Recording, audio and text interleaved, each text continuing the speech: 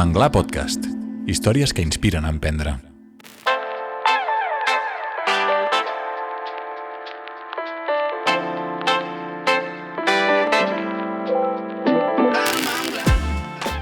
Beatriz de Vicente, fins fa poc directiva de PepsiCo, és actualment CEO de Juno House i vicepresidenta de Natventura Catalunya, una xarxa europea de líders empresarials que impulsa l'emprenedoria i la creació d'ocupació. Amb experiència en el tercer sector, multinacionals i startups, combina resiliència i lideratge amb una visió centrada en les persones. Beatriz creu fermament que l'èxit d'un projecte no només depèn de la seva idea, sinó de l'equip que el lidera. Benvinguts a Manglar Podcast.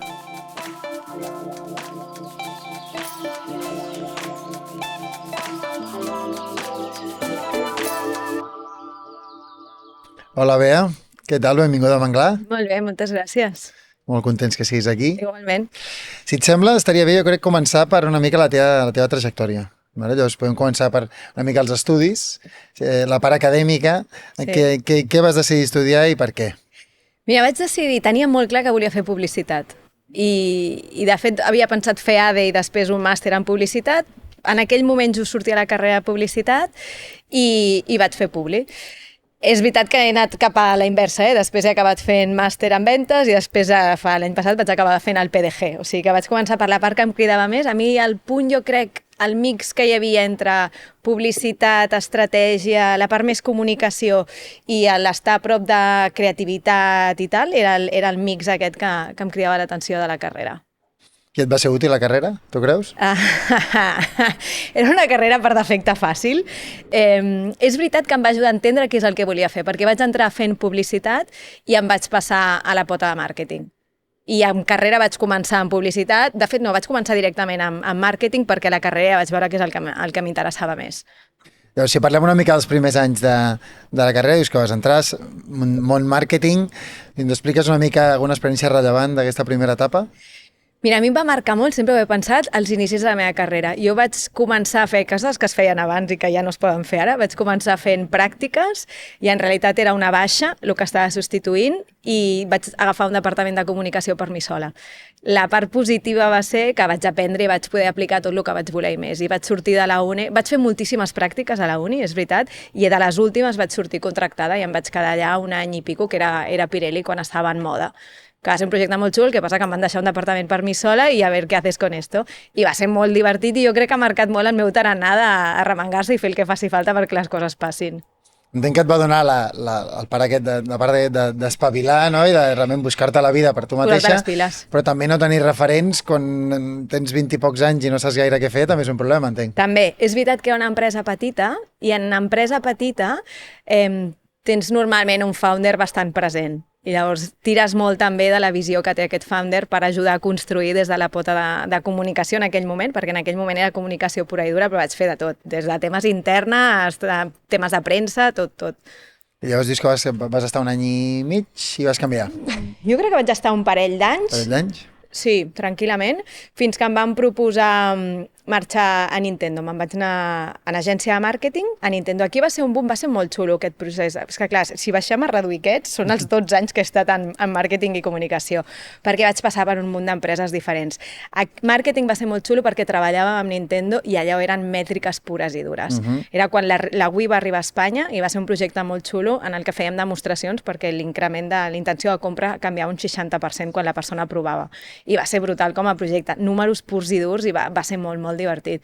I a partir d'allà vaig començar a encadenar projectes, sempre m'he anat movent d'una banda a l'altra perquè m'han proposat algun repte xulo i un cop he sentit que deixava el projecte en el que estava consolidat, me n'anava al següent, construïa des de zero, professionalitzava i me n'anava un següent.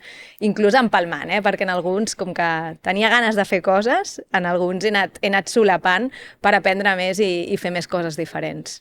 Quina branca creus que se t'ha donat millor? La part més de comunicació, la part més de màrqueting numèric causa-efecte? Mira, jo sóc un mix, crec, de totes les experiències que he tingut. És veritat que sóc més analítica i sóc estratègica. Però en el moment en el que començo a treballar també la pota creativa o estic en sectors potser que et deixen més també tirar per la pota creativa, ho gaudeixo moltíssim. Que és una mica el boom final en Inventora que explosiona tot. Prèvia a Netmentora vas tenir una experiència al tercer sector. Sí. També, no? La Fundació Ires. Ens expliques una mica com va anar aquesta experiència? Mira, això va ser molt xulo i a més va ser un canvi molt radical perquè en aquell moment jo estava treballant amb una bombolla, un tema de bombolles d'aire pur, que treballava amb la gent de... Vaig estar 7 anys en món del tennis i d'allà vaig sortir amb uns sponsors, que era el Babel Purer, que era una bombolla d'aire pur, que el que feia era filtrar amb filtres EPA d'hospital l'aire perquè no hi haguessin partícules contaminants i ho fèiem servir amb la Davis, amb Naturavise, amb diversos, i també estàvem als serveis mèdics de Mafre, que era el metge de la Federació Espanyola de Tenis. I venia de fer actes de premsa amb el Rafa Nadal, d'estar parlant amb ell, escolta, què és el que has de fer, tal, què és que pots dir i què no amb la sessió de premsa.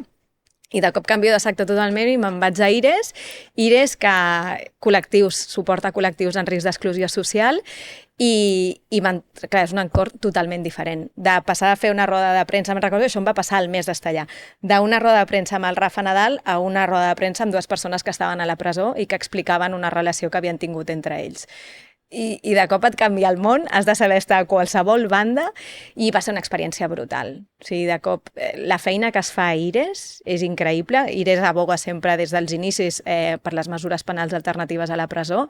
Aprens moltíssim, hi havia serveis brutals, comences a entendre el foco real d'on estan les coses i el que està passant, la implicació de totes les persones que treballaven. O sigui, va ser un projecte increïble. Jo crec que em va començar a obrir, sempre havia volgut passar per ONG, i havia passat per un munt de sectors prèviament, i em va marcar una mica el punt de buscar projectes que tinguessin impacte. I Ires va ser molt això. A més que vaig aprendre moltes coses, hi havia gent molt, molt potent a Ires. I entenc que a nivell de comunicació un tema rellevant, Ires, pels que potser no ho coneguin, és bastant coneguda per la seva innovació dintre que és el tercer sector, que això a nivell de comunicació és important, no? I realment com comuniques, com tu fas perquè després es posi en valor, no? Sí. De fet, una de les coses que jo vaig gaudir més d'Ires, i això m'ha passat després quan he parlat amb gent de non-profit, al final una non-profit també necessita tenir un model de negoci al darrere. I una non-profit necessita diferenciar-se de tot el que hi ha. Precisament Ires, com dius tu, la pota de la innovació i la manera en la que es feien les coses, com ajudes a les persones perquè les facin per ells mateixos, que això era molt la filosofia d'Ires, no crear aquesta dependència dels serveis que hi ha de suport a les persones. Eren diferencials amb això, però havíem de construir tota la pota de reconeixement de la marca, de posicionament, de diferenciar-nos. Fèiem accions xulíssimes. A Ires vam llançar un hotel invisible, que va ser una passada de projecte, perquè les persones poguessin fer donacions. El que vam crear són habitacions en les que mai voldries dormir perquè ningú hi hagués de dormir. I tu feies una donació llogant una habitació d'aquestes. El Gremi d'Hotels de Barcelona ho va sponsoritzar i crec que anys després encara seria actiu. La gent del Majestic també fèiem accions molt xules amb ells, però és molt important i és tan important com a qualsevol tipus d'empresa diferenciar-te, tenir un target, tenir uns pressupostos, entendre com pots financiar tot el que movia Ires. La part positiva, constructiva, és clara, és evident i és innegable, ja parlem dels not amb la manera en la que ho expliques. Entenc que també hi va haver coses al tercer sector que et van frustrar, o que potser no funcionaven tan bé com a l'empresa privada, o sí? No et sabria dir, perquè jo vaig deixar Ires perquè vam començar a créixer. Jo vaig entrar a Ires, que m'havia reduït el sou i la jornada, perquè confiava en el projecte i volia passar per tercer sector i tenia clar que ho aconseguiríem. En 6 mesos ja tenia jornada completa, vam fer créixer el departament de comunicació, vam agafar també fundraising, vaig passar al comitè de direcció i en el comitè de direcció em vaig adonar que hi havia coses que les volia fer diferent. I aquest va ser una mica el punt d'inflexió per mi. Jo, de fet, sempre vaig tenir la sensació que marxava un pèl d'hora perquè em va sortir una oportunitat per passar a direcció general i em vaig quedar una mica amb la sensació que a Ires encara em quedava alguna cosa per fer, però mai ha sigut... Els meus canvis mai han sigut per no estar alineada o el que fos, era més un tema de, ostres, hem professionalitzat, hem tingut el repte, està establert, està consolidat i a partir d'aquí anem al següent repte. El següent repte va ser Netmentora? Sí. No? Entenc. Com et vas trobar a la xarxa? Primer explica'ns una mica què fa Netmentora per qui no ho conegui i després una mica com et vas trobar a la xarxa i quin va ser els primers canvis que vas implementar el primer any. Sí, A veure, Net Mentora és una xarxa d'empresaris, això ho crea la família Molière, al Campo de Calor, Leroy Merlin, i ho creen amb la voluntat d'ajudar a crear ocupació, ajudant a que es creïn companyies. I això ho creen, jo crec que ara ja deu fer 40 o 50 anys, que ja han passat el temps. Ho creen a França i d'allà comencen a expandir-ho a diferents països. La inquietud que hi ha al darrere de tot això és connectar empresaris i emprenedors perquè hi hagi traspassar l'experiència que tu tens com a empresari o com a directiu en un emprenedor per ajudar-li que es consolidi la seva companyia. El model és xulo perquè l'emprenedor no ha de pagar res per accedir als serveis de la xarxa durant 2 anys. Hi ha, òbviament, un procés de selecció, hi ha uns processos superestructurats. Durant 2 anys no paga res, l'empresari paga i no pot entrar en el capital de les companyies que han ajudat, perquè la idea és que hi hagi una relació desinteressada entre les dues parts. Ara sí, quan l'emprenedor ha acabat aquest procés d'acompanyament de 2 anys, passa a la xarxa com a soci, de manera que es crea aquesta cadena de reciprocitat que fa que sempre hi hagi socis que estiguin ajudant a les noves generacions d'emprenedors. A tots ens han ajudat i tots podem ajudar, que és una mica el que hi ha al darrere. Jo me la trobo... Jo crec que vaig ser la tercera directora o la quarta que va entrar en 3 anys. O sigui, un per any, perquè és un projecte complicat. Era una metodologia francesa i França jo crec que gairebé acabava de començar a internacionalitzar el model. I el que hi havia a França no tenia per què funcionar a altres països. I això és el que es van trobar els meus 3 antecessors previs, que era intentar portar un model francès a Catalunya i que com a model francès l'havies de fer encaixar aquí. I jo crec que això va ser el primer que vam fer, nosaltres. Quants socis hi havia quan vas entrar tu? Jo crec que eren 30 socis i potser hi havia 3 projectes en acompanyament, 3 startups que estàvem acompanyant. I al cap de 6 anys com estava la foto? Hi havia 400 socis, tranquil·lament, teníem un deal flow d'unes 200 startups cada any i estàvem acompanyant unes 120 startups. I aquest per 10 com es fa? Aquest per 10, mira, una de les coses més xules que vam fer va ser, primer, i a més això ho vaig aprendre a Ires, el target el teníem a casa. Parlem i escoltem. O sigui, vam aprendre moltíssim d'escoltar totes les persones que feien possible la xarxa per què estaven a la xarxa. I aquí comences a entendre què és el que ens feia diferents. I això és una pota, però l'altra va ser entendre l'ecosistema a Catalunya, quin era el mercat que teníem i on ens havíem de posicionar. I trobar la diferenciació. Jo sempre m'he queixat de que Net Mentora, i això ho dèiem a nivell internacional, el nom no és Net Mentora. A nivell internacional es diuen Réseau Entreprendre, i jo sempre deia que per pronunciacions com la meva, en alguns països l'havien canviat. Però li van canviar el sentit, perquè de xarxa de mentors a xarxa d'emprenedors hi ha una diferència bastant important. Amb la qual només pel nom ja competíem amb un sector i amb uns serveis que no eren els que oferíem nosaltres com a tal. Llavors, el primer que vam fer va ser diferenciar-nos, entendre què és el que aportàvem diferents. I aquesta evolució va passar a ser, Net Mentora no són empresaris o empresàries que ajuden emprenedors, sinó persones que tenen la inquietud de créixer amb l'experiència dels altres i d'ajudar els altres. I això no depèn de que siguis una startup o un empresari, depèn de quina és la teva inquietud quan lideres una companyia. I això ja és el que ens feia únics. Quin va ser un repte més gran, tu creus? Incrementar la base de socis, és a dir, gent disposada a ajudar, però també contribuir econòmicament, o incrementar com la quantitat d'empreses incipients o empreses amb reptes importants que entrin a la xarxa? Mira, l'important, i la pregunta és molt xula perquè en realitat van totalment lligats. L'empresari perquè pugui prescriure la xarxa, perquè al final això va molt de valors de persones, amb la qual li comentes a persones amb les que ets afins, perquè ho facis això i aquesta prescripció, has de veure que té algun sentit el que estàs fent. En el moment en el que comencen a haver-hi startups xules en el projecte, gent que està aprenent, comença a tenir un deal flow actiu, l'empresari comença a sentir que té valor el que està fent i llavors comença a prospectar i a prescriure. Per l'altra banda, a l'emprenedor li passava el mateix. És més fàcil convertir, si som sincers, un emprenedor, perquè al final entra en una xarxa i no ha de pagar res. És veritat que has d'estar disposat a escoltar i aprendre en aquest procés i ajudar els altres, però és més senzill convertir quan no tens una aportació econòmica. L'empresari sempre ha sigut més difícil, empresària, directiu i directiva, precisament perquè han de pagar per alguna cosa que en l'ecosistema per fer mentoring no pagues. Llavors havíem d'estar permanentment, i això és el més difícil de Net Mentora, explicant què és el que ens feia diferents i què et pot aportar a entrar a un ecosistema d'aquest tipus. Bueno, és un peix que es mossega la cua o que va primer l'ou o la gallina, és complicat, no? Perquè també entenc que la qualitat d'empreses que passen per la xarxa també t'ho dona el poder-t'ho filtrar quan tens molt interès i poca disponibilitat. I clar, això fins que no aconsegueixes molt volum també. I aquesta de l'altra. posició de l'ecosistema, diferencia't, vam parlar amb moltes entitats que consideraven, al principi no ens feien cas, després consideraven que érem competència, el qual ja començava a ser més positiu perquè llavors ja estaven posicionats, però és veritat que és una non-profit al final. NetMentora el que busca és crear ocupació i desenvolupament econòmic a Catalunya, amb la qual pots ser aliat de molts partners que hi ha a l'ecosistema i això també és difícil de compartir. Quan tu vas començar, qui hi havia a l'equip? Hi havia algú més? Estaves tu sola? Estava jo sola, de fet hi havia una noia que feia d'assistant i el primer que vam fer va ser, escolta, ella també tenia altres inquietuds i vam dir, necessitem hands-on, o sigui, gent que tingui ganes de tirar això endavant. Vaig estar bastant de temps sola i després es va sumar una altra persona per portar els serveis, diguéssim. La primera pota que vaig consolidar era el producte que oferia NetMentora, que havia de ser el millor possible que poguéssim fer, que era la part de l'acompanyament. I la metodologia que hi ha al darrere de l'acompanyament de NetMentora està molt marcada. Això és una que des de França s'ha treballat molt durant molts anys. Es fa en xarxa, hi ha moltes persones que intervenen, però aporten molta qualitat a aquest procés. I com va acabar l'equip quan vas marxar? Quants eren i què feien? 8 persones, i era un mix. Hi havia la pota d'acompanyament, hi havia tota la part d'operacions, la pota de comunicació, hi havia tota la part de finances i tota la part de socis, i teníem dobles posicions en algunes. A més, un projecte molt xulo, perquè a dia d'avui la persona que porta més temps a la xarxa ara és la Pepa, que és la voluntària que va entrar per ajudar-nos a portar tot el tema de socis, tota la part de factures, etc. I és una persona que continua venint després de 7-8 anys, que deu fer la Pepa que està a NetMentora. O sigui que era un mix de perfils i d'àrees crítiques, i aquest va ser el gran segon repte de NetMentora, créixer i llavors trobar l'equip per fer-lo créixer també.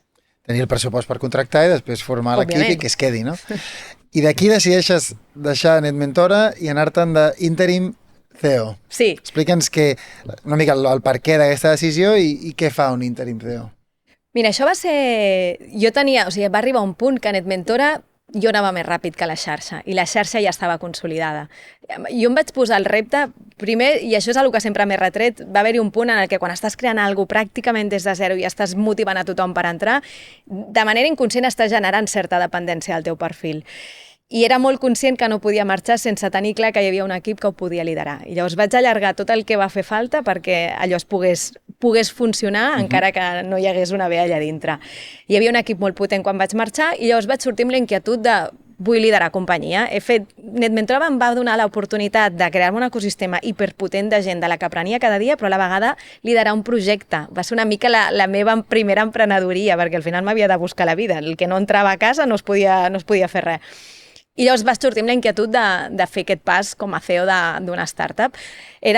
Stilter és una startup tecnològica que jo vaig agafar en el moment en el que estaven pivotant de ser una consultora de recursos humans a tenir un SaaS, un software per les soft skills, per la gestió de les soft skills, amb un test superfàcil de realitzar. En 5 minuts tens el resultat amb 20-25 skills que et defineixen com és la persona a nivell de soft, I va ser un projecte molt xulo, ara. Jo vaig entrar per liderar-lo, però necessitàvem entendre en quina fase estava exactament el projecte. Llavors, jo crec que vam fer una mica la transició a professionalitzar el producte que teníem. Vam haver, en algun punt, inclús vam dir, ei, necessitem parar, necessitem construir un SaaS amb els dashboards, vam aprendre moltíssim. Jo crec que va ser un projecte molt gratificant perquè hi havia un equip superpotent. Jo allà vaig fer la substitució d'un CEO i vam pivotar el model de negoci. Llavors ho vam construir pràcticament tot des de zero amb un equip boníssim a nivell d'IT. Allà jo crec que érem 6 persones. O sigui, que vam fer tota la transició. I va ser més un ínterim perquè jo em vaig comprometre, veient el que hi havia, a deixar-ho estabilitzat, però jo no volia estar en una fase tan inicial de model. La meva inquietud era estar en segones o terceres fases i allà estàvem perfeccionant un producte, encara estàvem en algunes fases que sabien una mica el que havia fet a NetMentora i per això vaig decidir que seria més un ínterim. I quin va ser el xoc més gran de passar de veure-ho des de fora a estar a dintre? O sigui, de passar una mica a l'altra banda de l'equació. Entre NetMentora i Stilter, Tu parlaves amb molts CEOs, veies els CEOs com actuaven molt des de fora i de cop ho eres, no? Saps què passa? Que com que NetMentora va ser molt llaves en mano, i el finançament me l'havia de buscar igual, és veritat que si no hi havia, quan no van haver-hi diners, en algun moment ens va passar al principi, si algú no cobrava el sou era jo. Llavors, la transició no va ser tan radical perquè ja venia de fer això i anava de lo mateix, d'establir unes bones bases, que l'empresa es pogués preparar per créixer, i això és el que vam fer. O sigui, no va haver-hi tant aquest xoc. És veritat que no estaves en un non-profit i llavors el board és molt diferent. Potser les grans diferències és la gestió quan tens uns accionistes que han posat uns diners i esperen uns retorns. A l'altra banda, que, ostres, vulguis o no és una non-profit, eren perfils superexigents, també els que trobes a NetMentora, i en el board jo tenia 15-20 persones de board i era una animalada posar d'acord a tothom i que tothom s'ho sentís part. I a l'altra banda potser en tenia menys, però és veritat que hi havia una aportació econòmica. Potser aquest és el repte més de gestió i del que aprens les diferents mirades. Potser el xoc gran va ser el que va venir després, que aquest és el salt a la multinacional, que aquest sí que era un àmbit que tocaves per primera vegada. Totalment, per primera vegada. Et canvies, vas a PepsiCo. Sí. Explica'ns una mica aquest canvi. Mira, jo PepsiCo els vaig conèixer a través de NetMentora, precisament, i ells ja estaven en un entorn com NetMentora perquè tenien aquesta inquietud de que el seu equip de direcció sortís del dia a dia i veiés què era emprendre, quins recursos tenien o no tenien les persones que estaven emprenent, inspirar-se amb el que estava passant, amb la qual ja hi havia aquesta inquietud. I la seva proposta va ser una mica aquesta. Necessitem perfils que hagin estat en el món de la startup i portar aquesta mentalitat al món de la multinacional. I sabíem que era un projecte de risc minuto, i és una mica el xoc aquest. Això sí que va ser el xoc real. Jo crec que la inquietud és brutal, que en el paper tot s'aguanta bé, quan estàs lluitant el dia a dia d'entrar en un gegant com aquest basat en processos i amb unes metodologies, portar-te les metodologies d'una startup en un entorn d'aquest tipus és una bogeria. Per alguna banda s'ha de començar, però és veritat que necessites tancar els espais, tenir uns espais de treball, de processos que et permetin innovar i fer les coses diferents. Xoc a totes les bandes, o sigui, cultural, estructural, tot, no tenia res a veure, para lo bueno i para lo malo, és un aprenentatge increïble.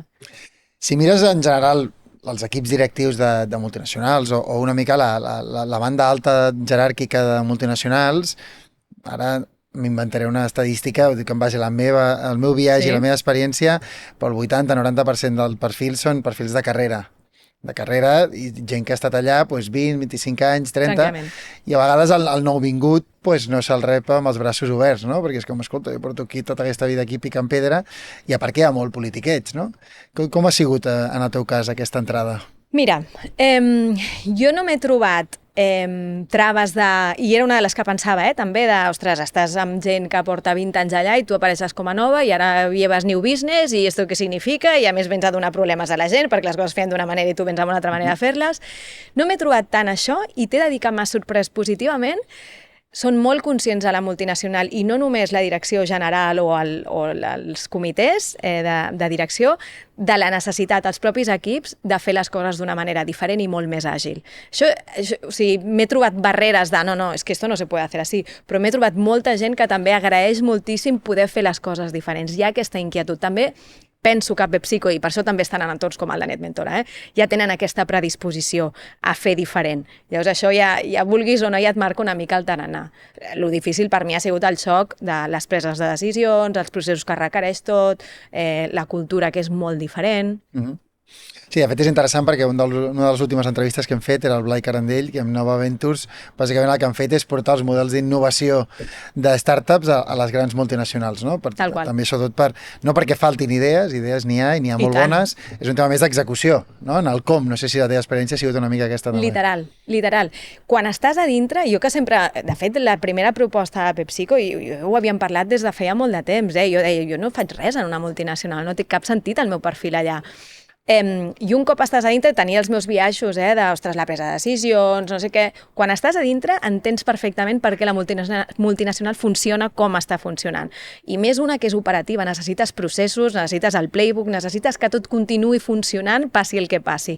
Ara, d'aquí a voler innovar, has de crear un espai segur al costat perquè permeti la flexibilitat que requereix els processos en els que necessites gent que pensi diferent, que faci diferent, que les estructures inclús siguin diferents. Posar-ho a dintre del mateix sistema no funciona. És un xoc brutal que no té cap sentit i que crema qualsevol de les parts. Jo crec que ara tenim una foto bona una mica de tot el teu perfil professional, que és molt divers i molt enriquidor. Aquí hi ha dos temes que ens agrada tractar, vale? Que m'agradaria veure una mica, que en parlem i veure una mica la teva perspectiva. Un és el creixement empresarial, el creixement de negocis, com encarar el que funciona, què no, i després també l'altre seria una mica la gestió de l'equip, la gestió del talent.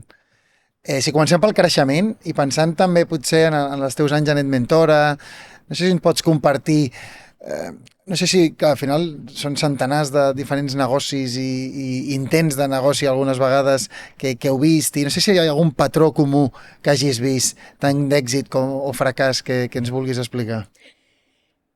Sí, jo crec que a més NetMentora posa el foco en algo que en aquestes fases per mi és crític, que és la persona, i et barrejo una mica els dos punts precisament, però és veritat que en NetMentora no selecciones per projecte, selecciones per persona.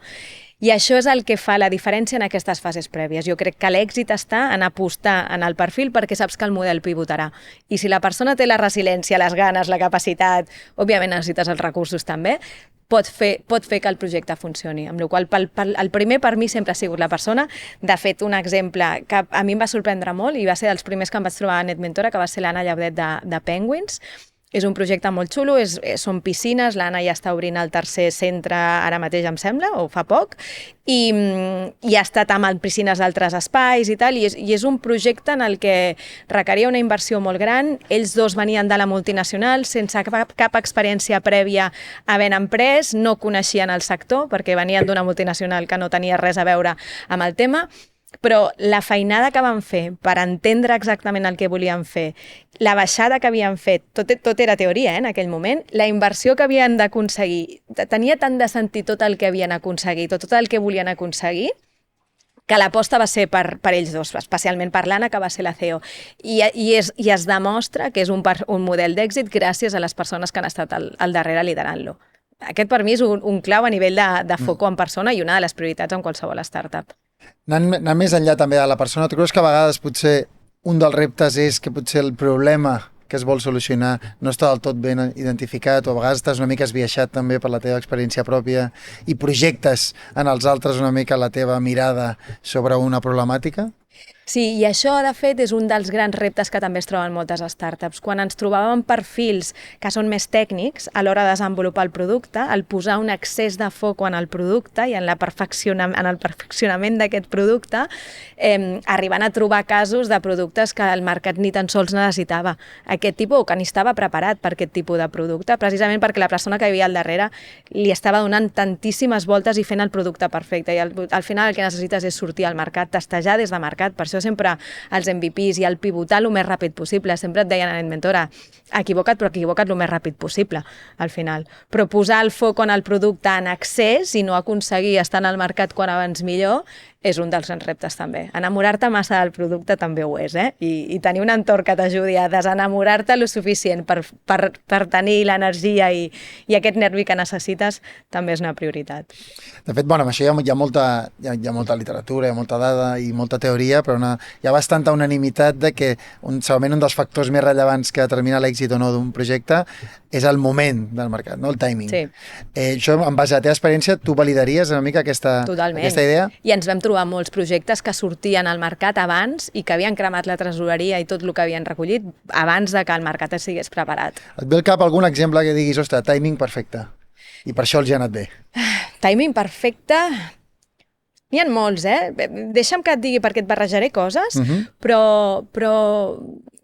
hi ha dos models que no és només pel timing. Òbviament ha funcionat perquè el timing coincidia i després en el timing precisament és el que va fer que tanqués o que hagués de començar gairebé des de zero.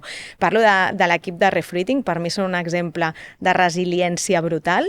Refruiting el que feia era oferir salut o producte per les oficines, fruita, van començar amb fruites i van créixer moltíssim, ho van fer superbé. Me'n recordo que era un gran exemple que posàvem a NetMentora, el Felipe, el Fer, el Ramon, els tres estaven lluitant per fer créixer el projecte i de cop va venir la pandèmia i van haver de tancar tot, les oficines van tancar i es van quedar sense clients directament i sense que tingués sentit el producte que estaven fent.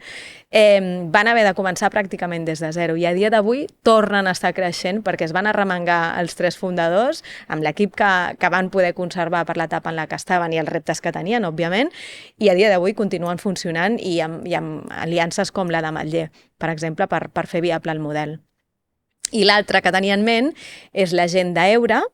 En aquest cas, a nosaltres, quan va arribar el Marc a Eura, a NetMentora, jo me'n recordo d'algun comitè dels inicis que li deien precisament estàs obrint tu al mercat, et vindrà una de les grans i es menjarà directament tota la feina que hagis fet tu de preparar el mercat. Una mica el que estaves dient de vas molt per davant o no del mercat.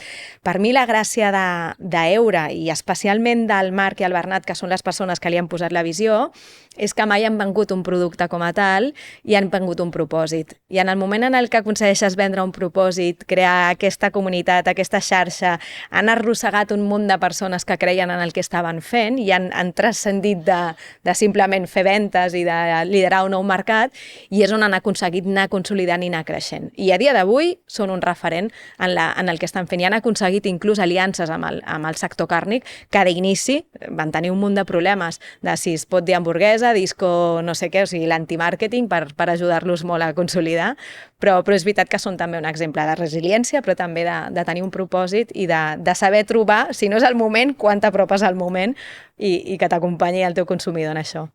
Si tornem a les persones, vale? Vull dir, aquí al final estem parlant de moltes vegades fundadors, primera vegada que tenen una experiència emprenedora.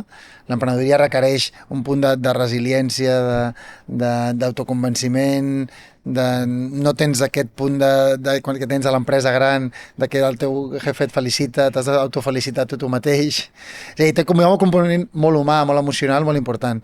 Llavors, la gran pregunta aquí està si tothom pot ser emprenedor. Tu què creus?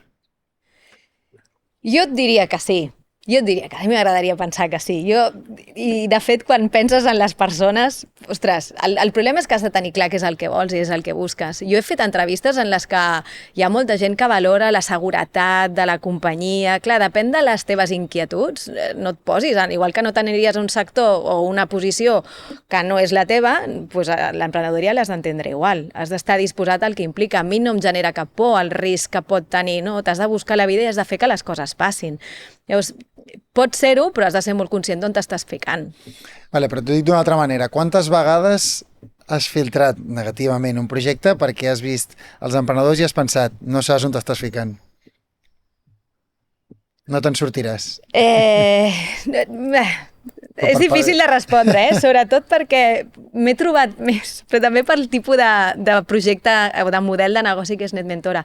M'he trobat més persones que creien que sabien massa bé on s'estaven ficant i que no necessitaven a ningú per aconseguir el que volien fer. M'he trobat més això i hem filtrat a NetMentora més això que no l'altre.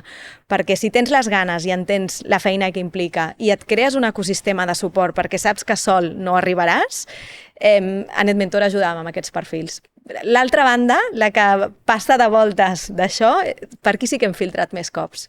Bueno, jo dic també perquè al final, no sé, entenc que no sé si parlaves de potser uns 200-300 projectes que se'ls presenten a l'any i se n'acaben premiant 20-30, i que hi ha molts nos aquí. Hi ha molts nos, és veritat que nosaltres seleccionàvem projectes que ja estaven en el mercat, i et trobes, però si hi ha la predisposició de la persona d'aprendre i de pivotar, als 3 mesos de selecció d'un projecte jo he vist empreses que han pivotat en 3 mesos en el procés de selecció de NetMentora. I això és el que acabes filtrant. Filtres per persona, no filtres per projecte. Hem centrat bastant la conversa amb el que és la fase més inicial, no? El fundador, al final, un sol, un i un altre, o a vegades 3 fundadors, però després el següent repte, si la cosa mínimament tira, és muntar un equip, no? I muntar un equip que no té ni, com a mínim d'inici, ni el convenciment del fundador, ni la motivació del fundador, ni l'experiència del fundador. Llavors, en creació d'equips, quins són els principals reptes que tu has vist o alguna bona pràctica que et vingui al cap, perquè és una cosa que preocupa a qualsevol persona que tingui un negoci, no? Sí. No només contractar jo et diria que és lo fàcil, sinó retenir el talent. Sí. I aquí et parlaré en primera persona, perquè jo amb això m'he equivocat moltíssim i he après moltíssim. Per mi el gran repte és, primer, la persona que lidera la companyia, després que hi hagi el market fit, i un cop tens el market fit, qui és l'equip que fa que això es consolidi i creixi. I aquest repte, aquí sí que he vist moltes empreses que no han aconseguit. I a nosaltres, a NetMentor, això ens va passar molt i ho vam patir. Nosaltres teníem inclús una crisi de creixement, i ho parlàvem amb gent, perquè era difícil trobar els perfils que requereixen companyies en aquests estadis. M'he equivocat molt fitxant gent, pensant que potser gent de multinacional amb una experiència brutal podia encaixar en un entorn d'aquest tipus i no hem sigut capaços de trobar aquest encaix entre les dues parts.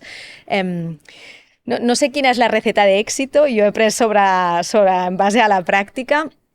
És veritat que entendre, que hi hagi una visió compartida del que es vol fer és crític. A NetMentor, algo que teníem claríssim era que tots, socis, empresaris, els emprenedors, els socis, l'equip, compartíem els valors de la xarxa, la missió del que estaven fent, i això fa que les coses funcionin. Tenir clar què és el que estàs fent, definir els objectius, les mètriques, saber i poder-li donar feedback a les persones del que està passant i de quina manera pots millorar el que està passant, també és crític. Tenir en compte les persones diferents. Jo faig ràpid, soc perfeccionista, soc exigent, o sigui, qualsevol cosa d'aquestes et pot carregar un equip en 3 minuts. I totes juntes ja són una bomba de rellotgeria.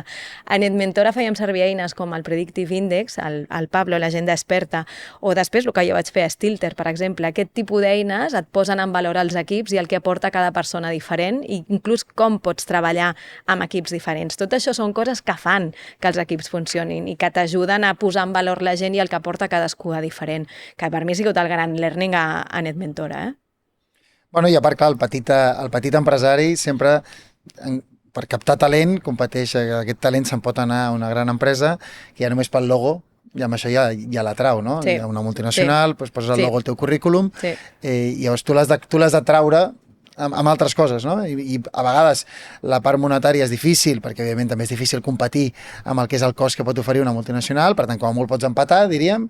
Per tant, li has de donar altres coses per motivar-lo. Com a molt. Sí. En la teva construcció d'equip, tant a NetMentor com després la teva experiència com a interim CEO, on realment la contractació la feies tu, una mica de tu imagen i semejanza, o imagen i semejanza de l'organització, què els hi deies per convèncer-los? Mira, acabes de dir una cosa que és molt real i que la vaig patir, que és fitxar algú a tu imagen i semejanza. Això és un gran error. Considero personalment. Ho vaig fer molt i vaig aprendre que no servia de res. Necessitàvem perfils diferents. Jo fidelitzar o retenir o que la gent se senti a gust passa per moltes coses. També he treballat més en empresa petita i llavors amb estructures molt planes on hi ha la confiança perquè les coses passin, es puguin dir, i hi hagi aquesta cultura d'aprenentatge. A mi això em va ajudar molt a que ens sentíssim tots parts d'un projecte. Primer és, ostres, que comparteixis la missió, que entenguis el que s'està fent i el per què s'està fent, i això ja li dona a la persona una mica aquest marge.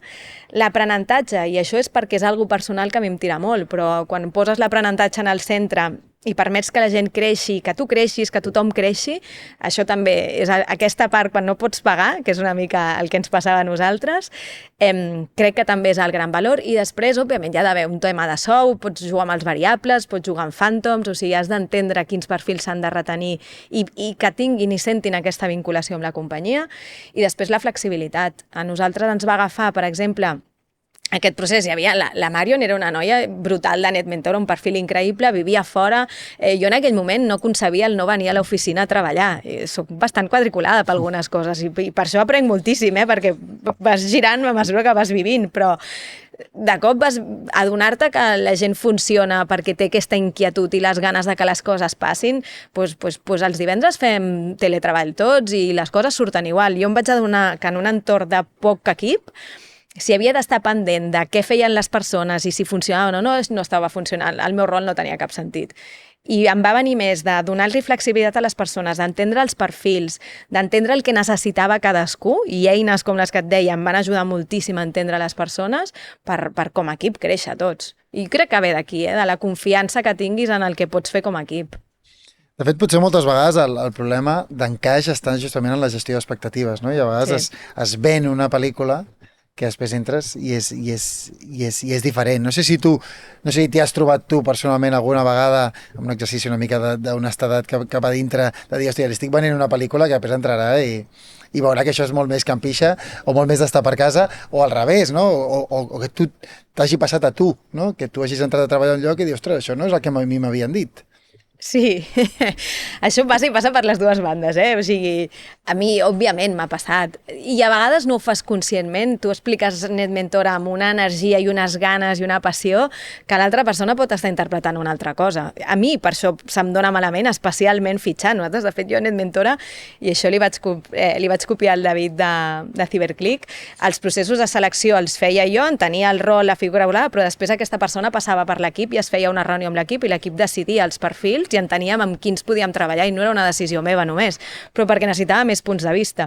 I això t'ajuda una mica a assentar les perspectives i escolta, t'ho explico jo, però que t'ho expliquin més persones també per veure si hi ha el maig o no. M'ha passat aquesta banda, jo ho he generat, després aprens a molt realisme, escolta, això és un hands-on, has d'estar disposat al que implica, després serem flexibles, trobarem l'espai perquè et sentis còmode, però sí, sigues realista sobretot. Per l'altra banda m'ha passat, jo he sortit de projectes perquè no era el que estava esperant. N'he après de tots, no em genera cap trauma, vull dir, all good. Però sembla confirmació que no hi ha un trauma, no, exacte. Ens quedem tranquils.